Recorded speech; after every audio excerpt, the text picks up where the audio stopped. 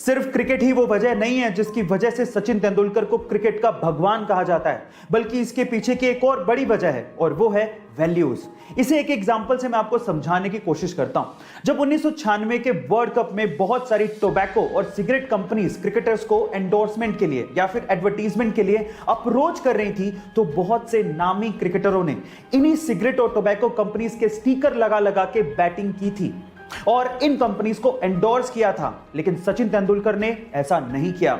उन्होंने बैट पर बिना स्टिकर लगाए क्रिकेट खेला, लेकिन इन कंपनीज को कभी भी प्रमोट नहीं किया। उन्होंने पब्लिकली हमेशा यह बोला कि मैं कभी भी टोबैको कंपनीज और शराब की कंपनियों को एंडोर्स नहीं करूंगा। इसे ही कहते हैं वैल्यू, और इसी वजह से सचिन तेंदुलकर को क्रिकेट का भगवान कहा जाता है। गाइस, आपको ये इंफॉर्मेशन कैसी लगी चैट सेक्शन में जरूर लिखिएगा। ये बात है सन 1990 की, जब दिल्ली के एक व्यक्ति ने एमआरएफ कंपनी के 20,000 शेयर्स खरीदे। तब एमआरएफ कंपनी के एक शेयर की कीमत लगभग 10 रुपए थी, यानी कि लगभग 2 लाख रुपए उस व्यक्ति ने एमआरएफ कंपनी में इन्वेस्ट कर दिए थे। उसके बाद वो पैरालाइज्ड हो गए और लगभग 10 साल उन्हें रिकवर करने में लग गए। लेकिन 10 साल बाद जब उन्होंने एमआरएफ के 20,000 शेयर्स की बात अपने पोते को बताई, और जब पोते ने पता लगाया, तो वो ये सुन के हैरान रह गया कि जो 20,000 शेयर्स उन्होंने लगभग 2 लाख रुपए में खरीदे थे, तब उनकी कीमत 130 करोड़ रुपए हो चुकी थी। और आज के वक्त उन 20,000 शेयर्स की कीमत लगभग 160 करोड़ रुपए हो चुकी है। गाइस, इसको कहते हैं इन्वेस्टमेंट की पावर। हम मिडिल क्लास लोग ज्यादातर अपनी सेविंग्स को या तो एफडी में या आरडी में रखते हैं, लेकिन अगर उसका 10 या 20% हिस्सा भी हम लोग इन्वेस्ट कर दें, तो शायद हमारे वारे न्यारे हो जाएं। तो कोरोना की सिचुएशन में बहुत जगह पे लॉकडाउन लगा हुआ है और हम लोग अपने घरों में रहने पे मजबूर हैं। लेकिन जैसे ही कोरोना की सिचुएशन कंट्रोल हो जाएगी, तो हम में से बहुत से लोग बाहर वेकेशन के लिए जाना चाहेंगे।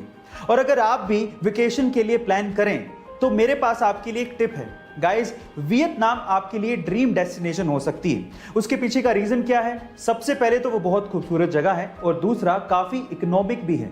मैं आपकी जानकारी के लिए आपको बता दूं कि 100 इंडियन रुपीस लगभग 31,300 वियतनाम डोंग के बराबर है।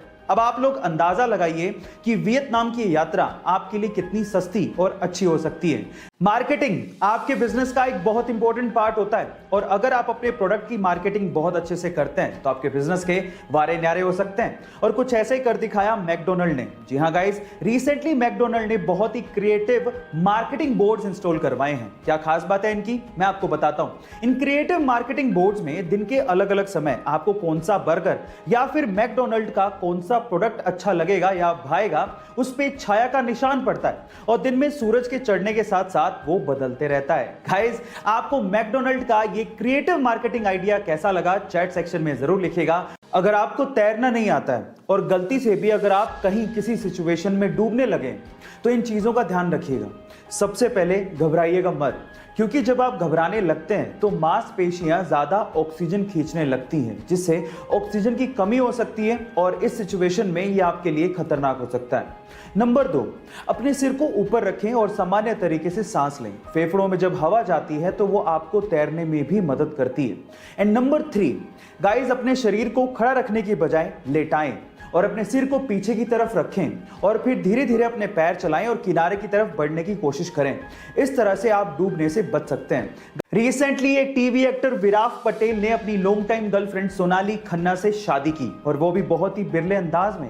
जहां एक और बाकी बहुत से लोग अपनी शादियों में बहुत ज्यादा खर्च करते हैं, वहीं इन दोनों ने अपनी शादी में मात्र 150 रुपए ही खर्च किए। जहां एक और बाकी लोग सोने, चांदी या हीरे की अंगूठियां एक्सचेंज करते हैं, वहीं विराट ने सोनाली को रबड़ की अंगूठी पहनाई। अब इसके पीछे की सोच की वजह जान के आपको फक्र महसूस होगा। उनके अनुसार शादी में होने वाले खर्च के पैसों को वो कोविड के खिलाफ लड़ाई में डोनेट करना चाहते हैं। कमाल की सोच है उनकी। गाइस, इनकी सोच को मेरा सलाम।